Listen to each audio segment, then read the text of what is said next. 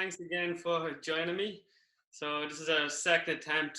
That was my bad. It was just some issues with the space in the computer, but we're going to go again, and hopefully it all works smoother this time around. Right on. Okay, Ryan. So just again, just going to go over what I'm trying to do here. So I have a little following through my YouTube, my Facebook, with people dealing with depersonalization, panic attacks, panic disorder. I went through that myself a couple of years back, where I developed my first panic attack, which was back in 2013, which developed into a panic disorder, and then later depersonalization kicked in. So it took me a bit of time to kind of figure things out, and anyway, eventually I made it out the other end. And since then, I'm trying to learn as much about stress and trauma on the body. And again, since then, I heard about this therapy that we're going to talk about, which is somatic experience therapy. And Brian is a somatic experience practitioner. And I would love if you can just share with the listeners, because I find a lot of people, they don't know, there's so many therapies out there and they don't know which avenue they should go down. Like talk therapy is great, I feel, for if there's some mental emotional stuff going on, relationship issues that, you need to talk it out. But when something kind of hits the nervous system, I think it's different. I think you need to go deeper than talk therapy. And that's where I think somatic experience comes into play.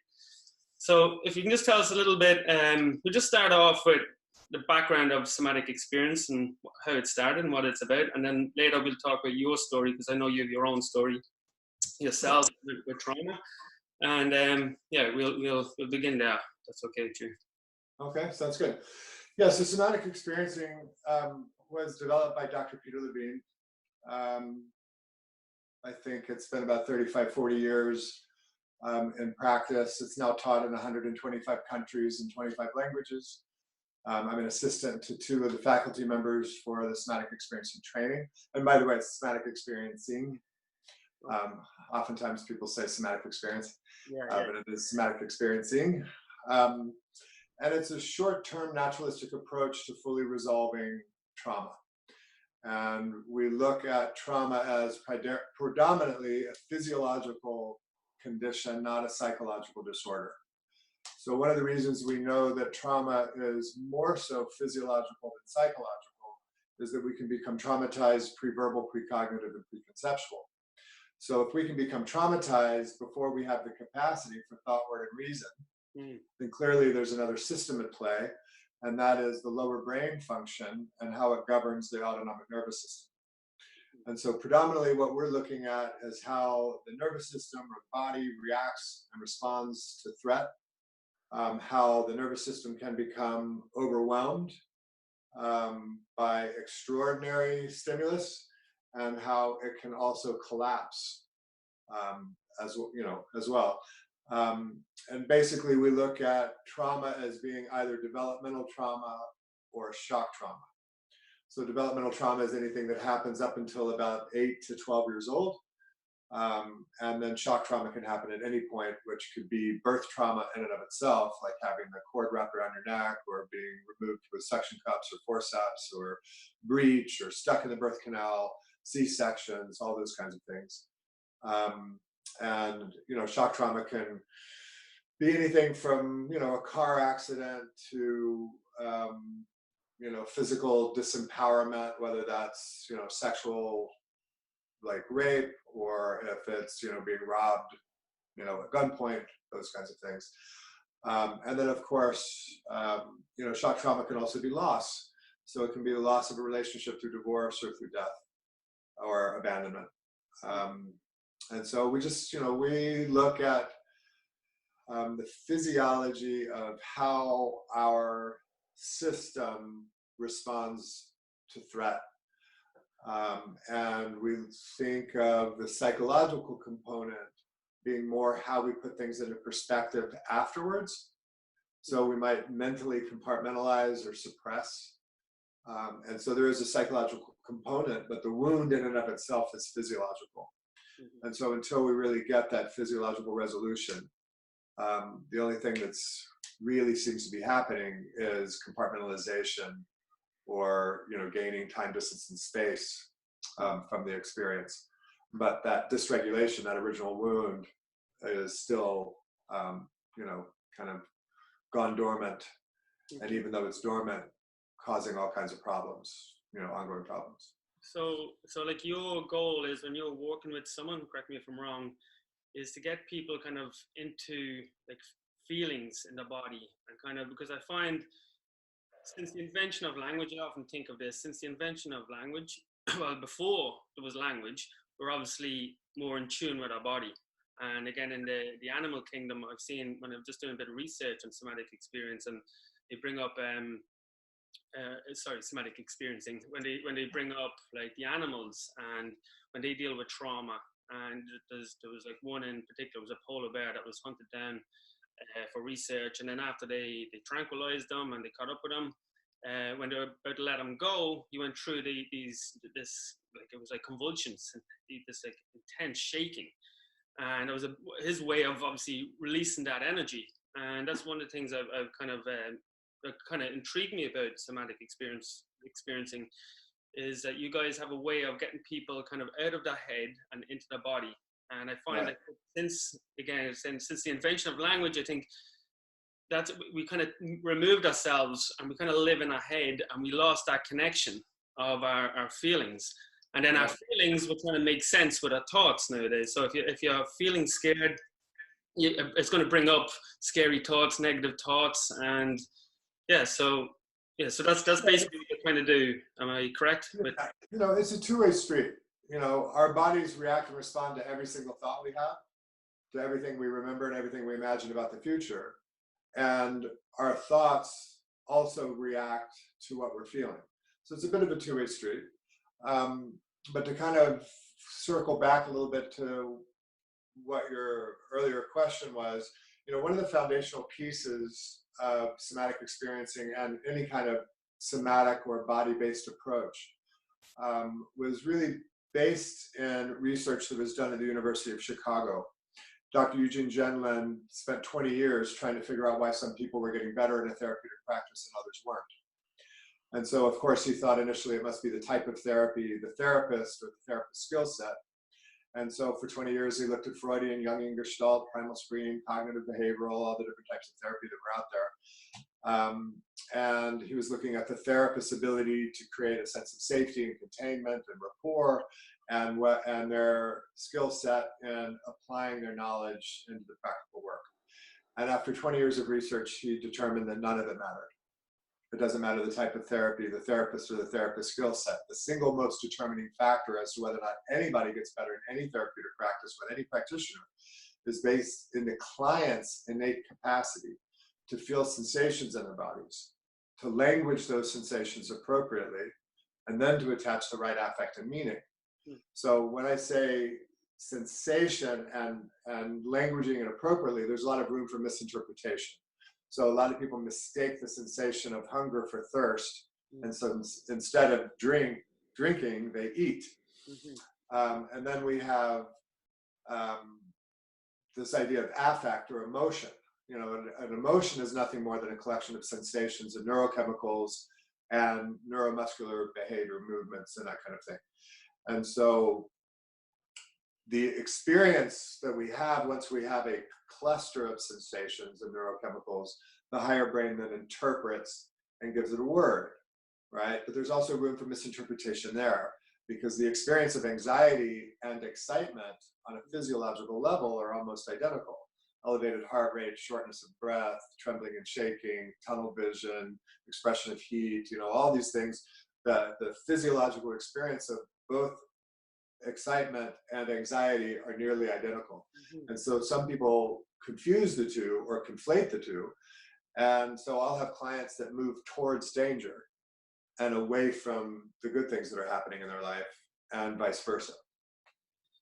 So, and some people, you're just saying that it could be excitement, but they look at it as fear, and then they're going to avoid that situation, while other people, get excited, get fired up. They just have their way of interpreting that feeling. That's okay. Right. That's really interesting. Yeah. And so, a really important component of this work for me is helping my clients build that initial foundation of being able to feel sensations separately, to notice where and how they feel them in their bodies, then language it, then attach the right emotion to it, And then we have this final piece of meaning or belief, because every emotion, there's an underpinning of a belief underneath it, right? So we're socialized to believe that anger is bad, that fear is weak, right?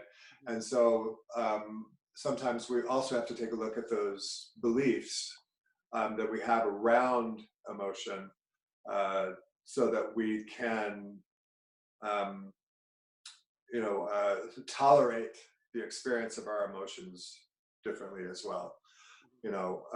I really think that, emotion is communication, and our bodies communicate to us all the time through sensation.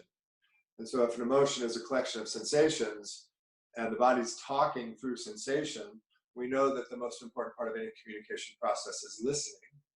And so the way we listen to our body's communication is by feeling it. The problem is that most people don't want to feel. And their higher brains think that if they feel something, something's wrong. And so then the higher brain goes into a process of trying to self-regulate, self-soothe, or distract the person from feeling what they're feeling. And so we have to build toleration in feeling what we're feeling, because the biggest part of feeling anything, good or bad, actually is our resistance to feeling it. And so we have to be able to move through that resistance and embrace it with curiosity and willingness, so that we can gain access and actually feel what's happening, so the body can do what it knows how to do naturally and instinctually. That's obviously something that needs to be guided, and that's where you guys come in, because I'm sure that can be pretty traumatic, and that's why people are, you're saying, they're resisting it, they don't want to face it. And then like a somatic experiencing session would include you obviously guiding someone safely and just bring them to the edge. Am I correct? Just about exactly. Yeah, we work on what we call titration and pendulation. So we just go into the edge of what's going on and we come out of it into a more resource state. You can chew type of thing.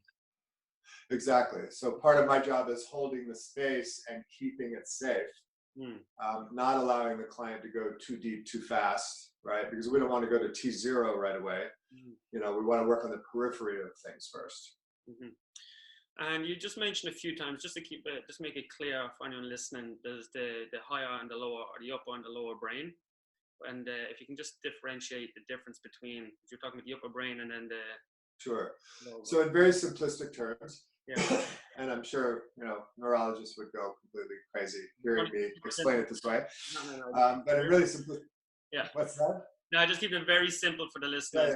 So they listen and they probably weren't sure what you meant. Yeah, so we think of the brain as a triune brain. So we have the higher brain, middle brain, lower brain. So the higher brain predominantly is cognition. So it's thought, word, reason, perspective. It can compare and contrast. It can judge. It's linear, logical, rational, right? Which makes it a really effective problem solver. But the problem is that it then needs problems to solve. So it's a really good problem seeker. So left to its own devices, the higher brain keeps us in a state of all things problematic. Right? Then, of course, we have the middle brain. And the middle brain we call the limbic brain. It's more emotion and image and, kind of memory and imagination and social engagement. And when I say image, I also talk five senses. So it's not just visual image, but, the way that we experience the world through our five senses. And then the lower brain is the primal reptilian brain. And it's basically our early detection warning system and our guardian angel. Its job and sole function is to ensure the safety of the organism and the proliferation of the species. And so we say the lower brain's main function are the 5 F's: freeze, flight, fight, fornicate, and feed. So what we need to understand is that because we're modern creatures and we put so much importance on cognition and our intellect, the lower brain activity has really kind of atrophied over time. And we think that all we really need to survive is our intellect. If we can anticipate our problems and circumvent them before they actually become problems, then we have a greater chance of survival. But the problem with that is that the lower brain it doesn't have thought, word, or reason. It doesn't know the difference between perspective and reality. So it's collecting information 24/7, at least it should be.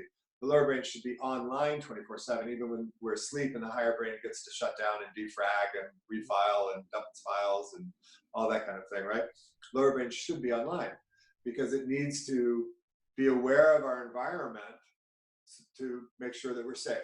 So the lower brain collects information. It collects information from the higher brain, our memories, what we currently think about, what we imagine about the future. And then it's also collecting information through our 5 senses. And it takes all of that information as if it's real and it's happening now, and then it mobilizes the autonomic nervous system into response, right? So if we're in a constant state of problem seeking, problem solving, our bodies are going to be under a continual state of threat. And so that's why we can feel this, hyper arousal all the time. I talk about the nervous system in my videos being like the smoke alarm. Like I'm cooking steak. I'm a terrible cook, by the way, and I always smoke out the apartment, and the smoke alarm's always going off, and it's just annoying me because I know that the apartment's not burning down, but the smoke alarm just senses the smoke and it cares about keeping me alive, and it's ringing, ringing, ringing. And that's what I try and get across to some of the people listening is look at that nervous system as this primal system that just cares about keeping you alive and is constantly scanning your environment. And are you do you advocate for like your clients to get into some sort of movement practice, like I can see like yoga and Tai Chi being very effective because you're actually trying to map out the body in these movements, a slow moving exercise that you're paying attention to the positions you're in, which I'm sure is would have to play a role in kind of having the body communicating better with the nervous system and let them know. Right. I find that people have no awareness of where the body is. I'm a personal trainer. I work with a lot of general pop, and even just getting people to move their limbs in certain positions or to rotate or tilt their hips. It's a lot of people are very uncoordinated, which tells me there's not a lot of communication. Yeah. Well, most people's bodies have become a vehicle to move their head through space. And traumatized people, their bodies have become a shop of horror. They don't want to feel what they're feeling, right? And so there is a tendency to disconnect and dissociate from it as a survival mechanism. Something you just said that I wanted to comment on. Yeah, I was just talking about like you feel it's important. Yoga, etc. Okay. Yeah. So that's a really important piece. So when we have a wounding experience, we form a belief around that wounding experience, right? Or around that perpetrator or whatever the situation was. We also form defense structures, coping mechanisms, and survival strategies to help us better handle the situation if it were to happen again in the future. When we have this disorganization in our system, we have these old wounds that are festering and, honestly begging to figure out how to get healed and how to get resolved. It creates a lot of discordance in the way that we're feeling.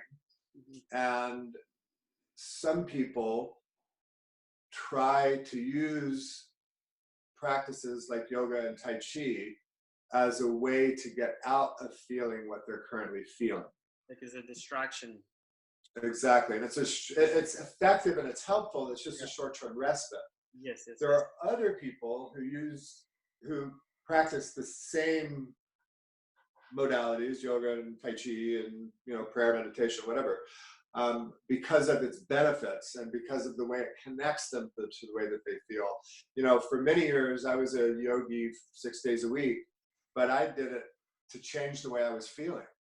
So I'd get to class every day because I didn't like the way I was feeling, and I knew by the end of class I would feel different or better, but it would only last for a couple of hours. And then, it was just, I had to go back the next day, because I wasn't practicing with conscious connection and intention. I was practicing to dissociate and disconnect. So I could hold an asana effortlessly ad infinitum because I wasn't even in the room, much less my body. So would you reckon these people who, because obviously like you're going to need a professional to kind of get to the root problem, the root cause, but in the meantime, because I speak a lot about kind of getting out there, I always talk about getting to the root issue, go to your Somatic Experiencing Practitioner, if it's EMD or whatever it is that's helping you get to the root of the issue. And then outside of that, have some sort of movement practice, and nothing intense, because that's just gonna be more stress in the system. A lot of these people are run down. But something that involves slow moving with breathing. It's a way of to energize the body, but to do your practice, be mindful of your practice of the movement you're going in to help, like as you're saying, like mapping out that area.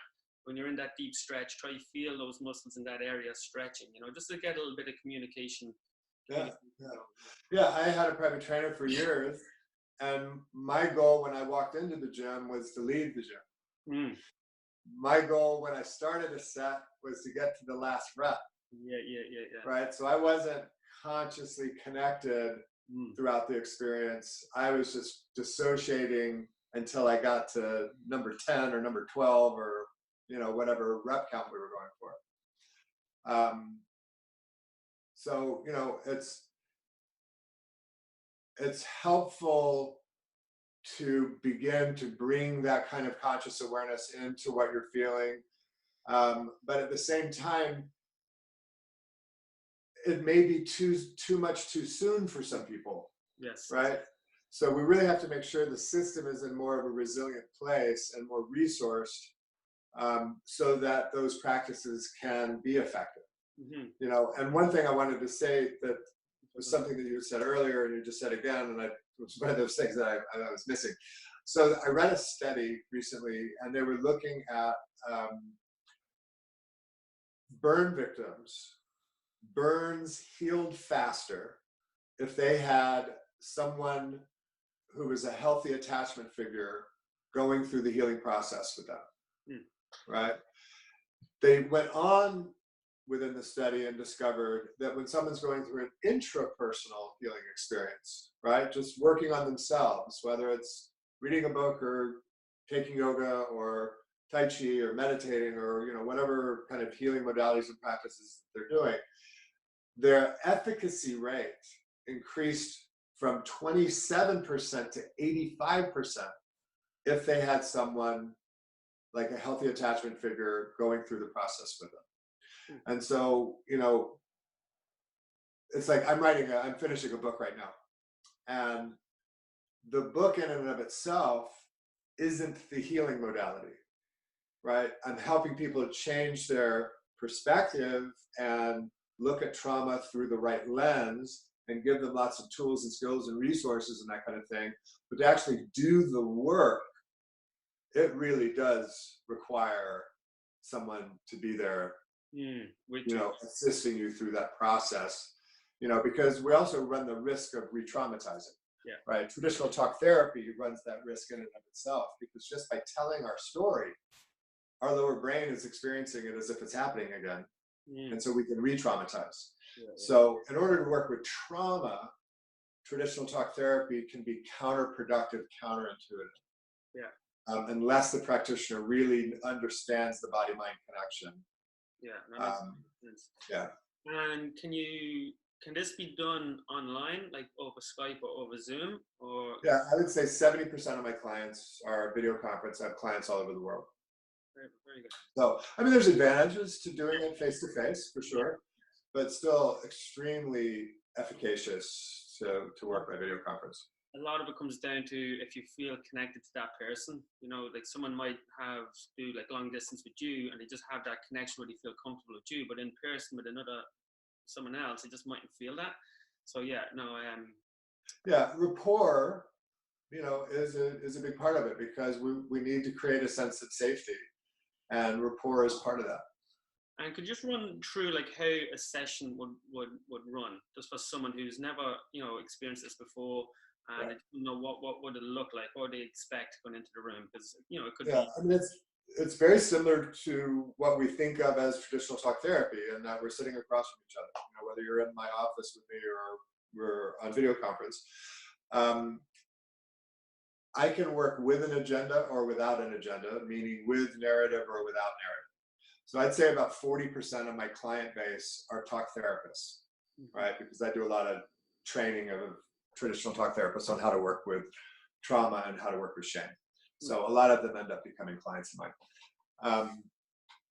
And later, sorry, I'd like to get you on again to talk about shame. It's too much to cover now today. Oh, yeah.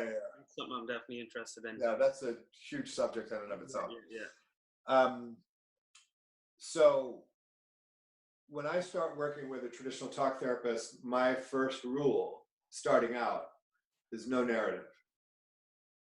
Because that's traditionally what they know how to work with.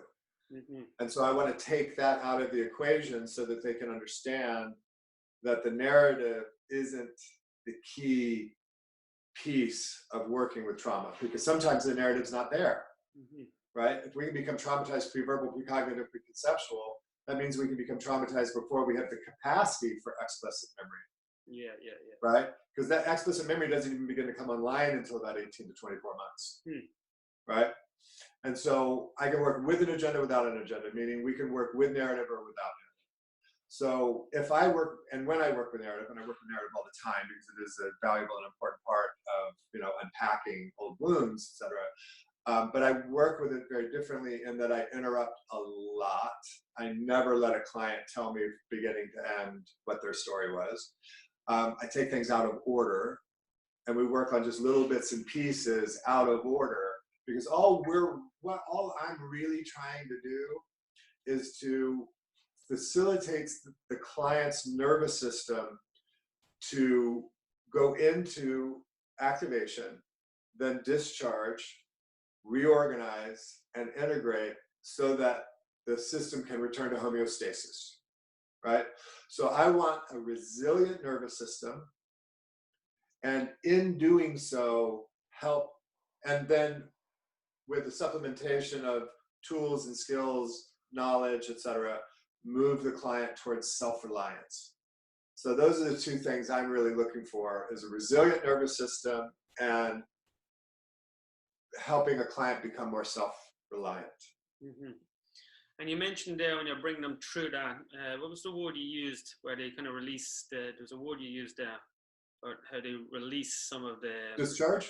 Discharge. What would that look like now for someone probably different? So we have, our nervous system expresses itself through the activation, right? So as we're facing the threat or the stimulus, our nervous systems react in response to deal with that threat. It's a sentient experience. We feel it in our bodies, right? So we're moving either into the freeze response, which is be still, quiet, hide, become as small as possible because the threat may pass on its own. Right? Which is what depersonalization essentially is the freeze state. Exactly. Yeah.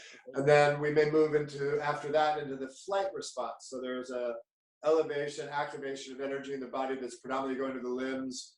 So the energy has to leave the viscera and move into the limbs so that we can run. And then, of course, there's the fight response. So, we have to understand that the stimulus response is a sentient experience in and of itself.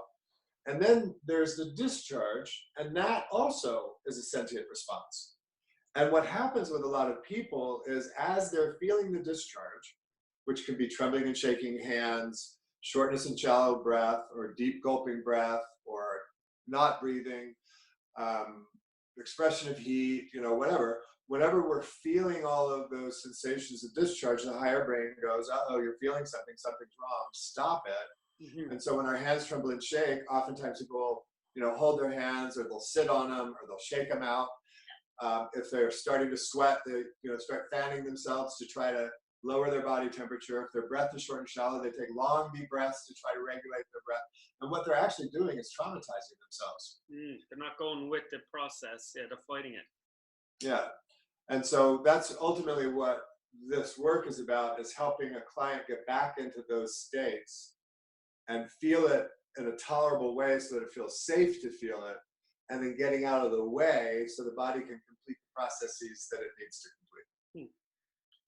And I'd say that's something that someone could carry through. So let's say someone did go through they're dealing with panic disorder or whatever it might be, you go through somatic experience, you take them through that safely, maybe over a period of time. It's obviously going to be different for everybody.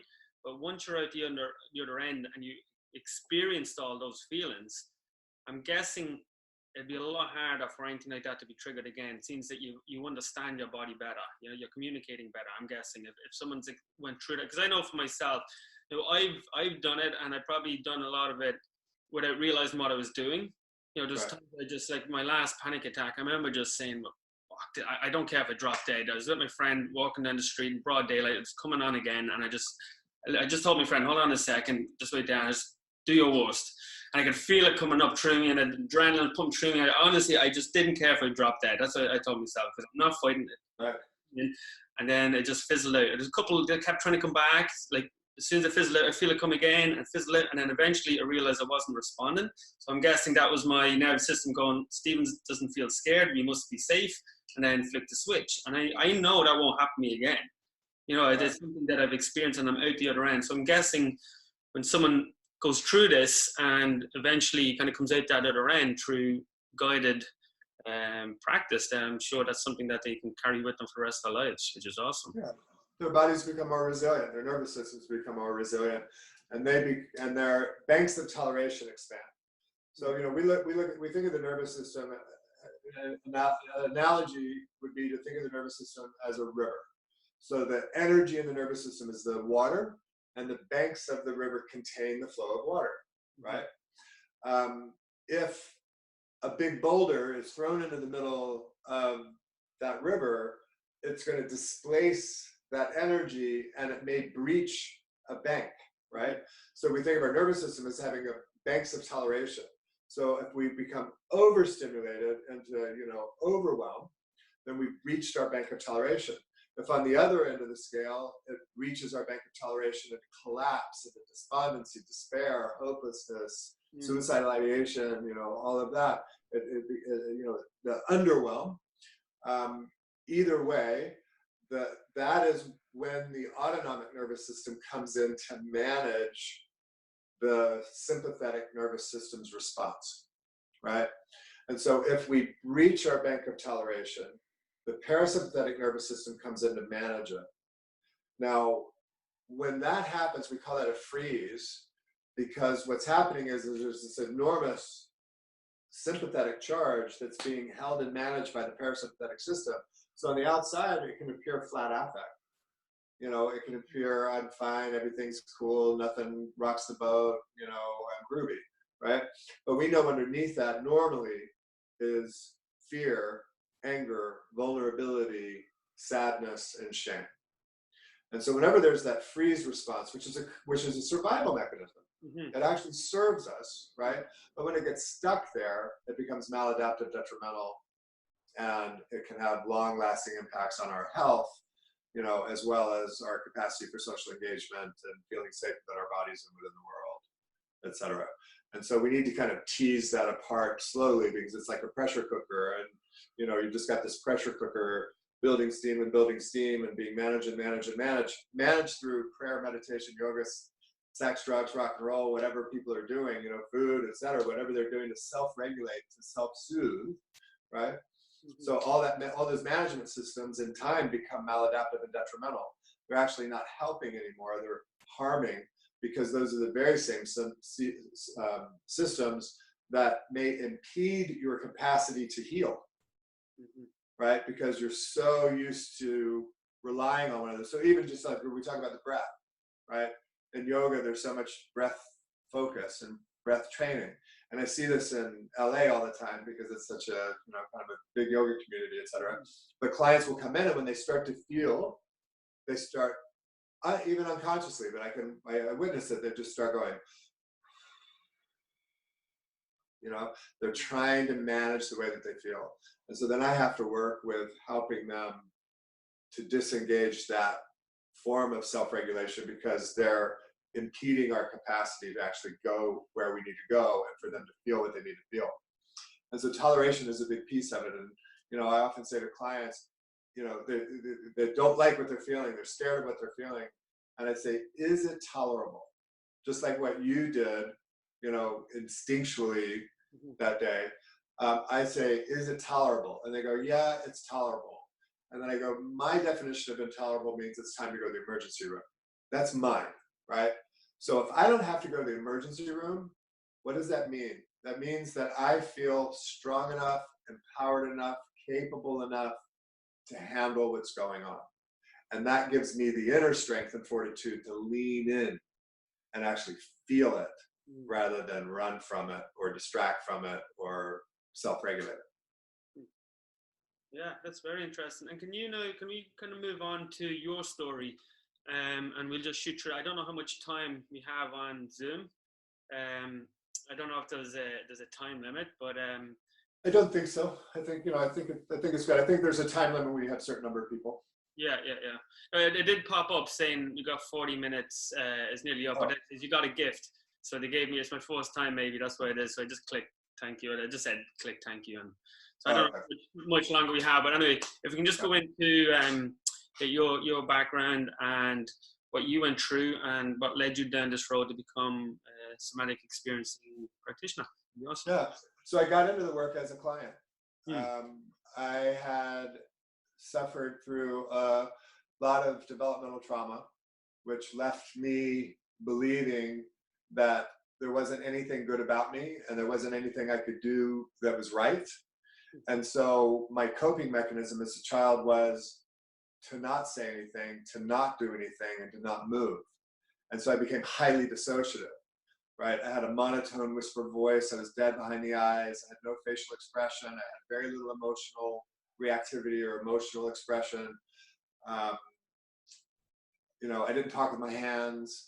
I was really flat affect, right? And I mean, like friends would, I remember saying to a friend one time something I was really excited about, and he looked at me and goes, "So really, tell that to your face," because I was just so flat, But that was how I protected myself. I learned that in order to be accepted and there was a greater likelihood for me to get my needs and desires met from my mother, I needed to be who she needed or wanted me to be. I needed to do that differently with my father, differently with my brothers. And so there was no sense of me in there anywhere. I was trying to be my brothers. I was trying to be my father. I was trying to be my mother, right? And then when I would get into a group of people, I couldn't do that. So I would disappear.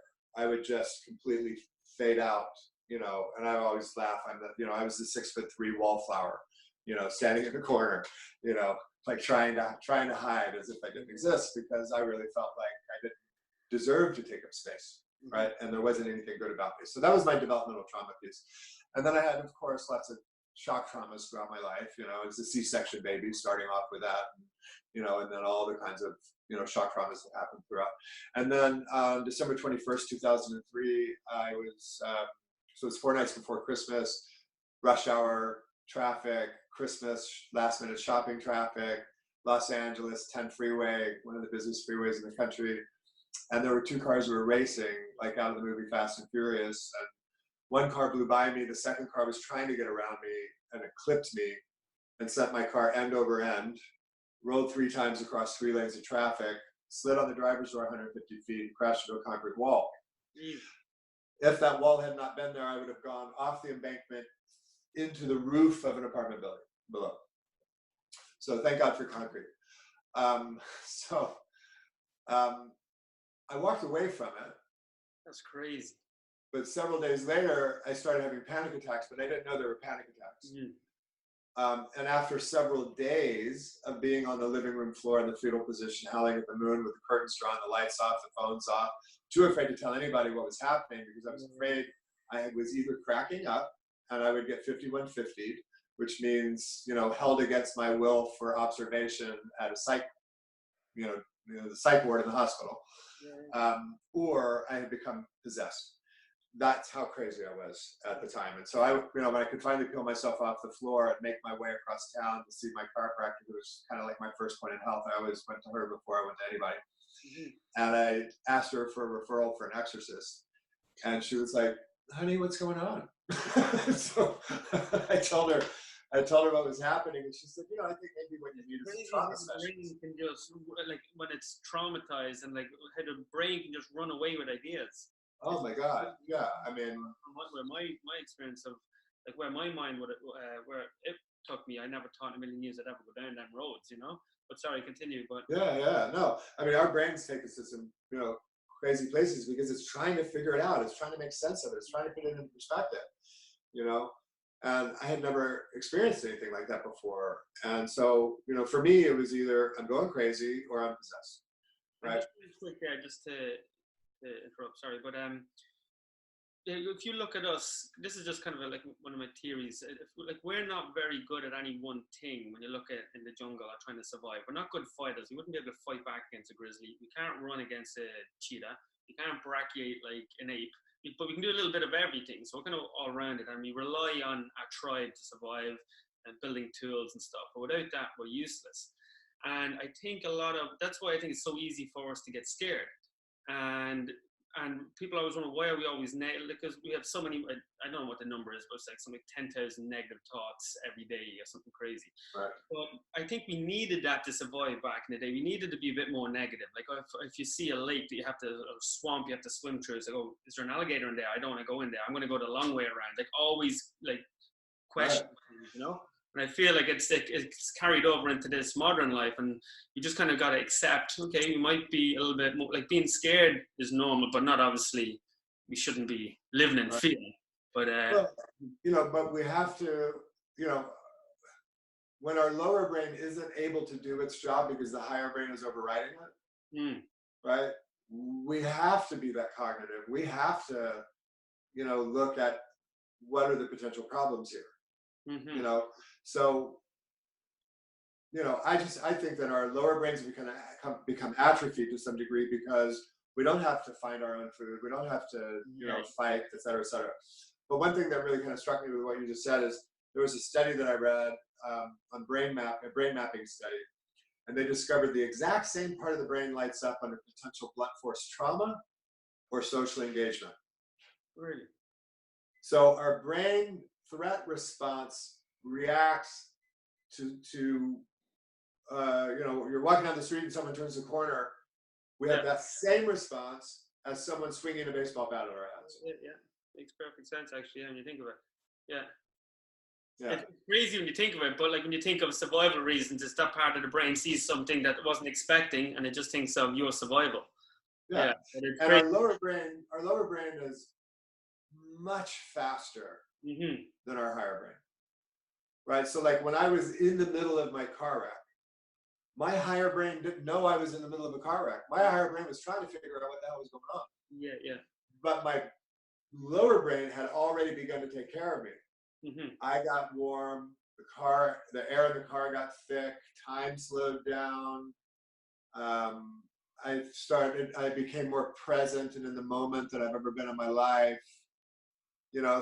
So my lower brain knew something was going on and was already flooding my system with the serotonin, adrenaline, endorphins, and everything that it needed for pain management, et cetera, but also just survival response of, what do I need to do here? What's happening? Because my higher brain couldn't figure out I was in a car wreck. You know what I mean? And that was one of the things that was so powerful that I took away from the car wreck, was that I have this system in place that's there to keep me safe if I could just get out of the way. Right?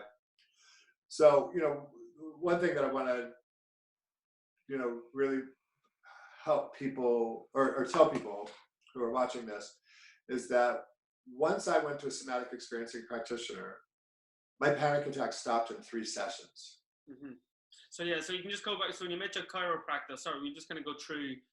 So I asked her for a referral for an exorcist. She said, maybe you need a trauma specialist, and so she sent me to a somatic experiencing practitioner. Very good. 3 sessions, my panic attack stopped. Amazing. Within 2 weeks, I was in the training. Really, yeah. I was just like, I don't know what this is. I don't know how it works, but this is so profound and extraordinary. I need to train in it.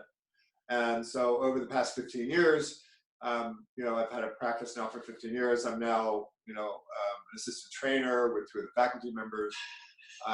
And I've had 14 clients become somatic experiencing practitioners. That's awesome. And I think that's just a testament to the work itself. Yeah. Right. And then, as a prelim to our potential next talk, the last 4 years, I've been doing a deep dive and studying with a couple in Berkeley who have developed a 9-module program for people in the field on how to effectively work with shame. Mm-hmm. And so I've been assisting them, and now they have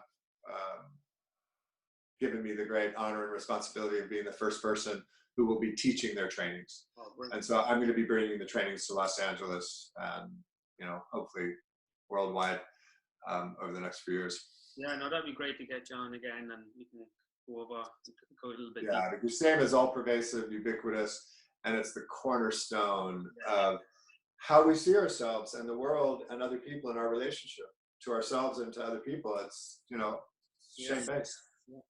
Now, if someone wants to get in touch with you, how do they go about that? If someone wants Google me, Brian Mahan, M-A-H-A-N, or just go to my website, which is Brian D. Mahan, B-R-I-A-N. Put a link, yeah, I'll put a link. Oh, you'll put the link, yeah. So, and then my email, you can put my link in there too. I offer a 20-minute phone consultation for U.S. clients outside. We do a Skype consultation. And it's complimentary, 20 minutes where anybody can ask me whatever questions they want to ask and figure out whether or not we have good rapport and whether or not it feels like somatic experiencing is right for them. I know I would have been all over it if I knew about it when I was dealing with my stuff. Just as when I came across, I just found it very interesting, and that's when I reached out to you. And I really appreciate you coming here and sharing, that information, because I just feel a lot of people are kind of lost and they don't know where to go. And hopefully now this one. Well, look, for 25 years before I got into this work, I tried everything. I went to every voodoo witch doctor and kahuna I could find. I read every book. I went to every seminar and workshop. I spent tens of thousands of dollars and thousands of hours, trying to heal. I tried every pill, potion, powder. I was doing everything I could, and I seemed to make some progress, but the progress didn't last. It didn't hold. And I think that that's actually where my panic attacks came from, is that after my car wreck, I discovered that everything I thought I had healed for 25 years had come back in spades. So it was like the impact of the car wreck shook loose everything that I had compartmentalized and packaged and shoved off into the recesses. And I was just laying in the living room floor buried with everything I thought I'd already healed. And I was flipped out, pissed off. I was like, I can't believe I'm still here. And now I got to deal with all of this. And there's nothing, and what am I going to do? I've already tried everything. What else am I going to, And so I was hopeless. It's a horrible feeling, just feeling hopeless, and thinking help you. And so anyone listening here, definitely reach out to Brian, just even for that call, just to even just have a little chat with you, pick your brain a bit, and find out a bit more about somatic experiencing. Thanks, Brian, for coming along. It's a pleasure. Again, we'll definitely get you on again, and we'll go a little bit deeper. Cool. I would love that. Perfect. Thank you. Just 1 second.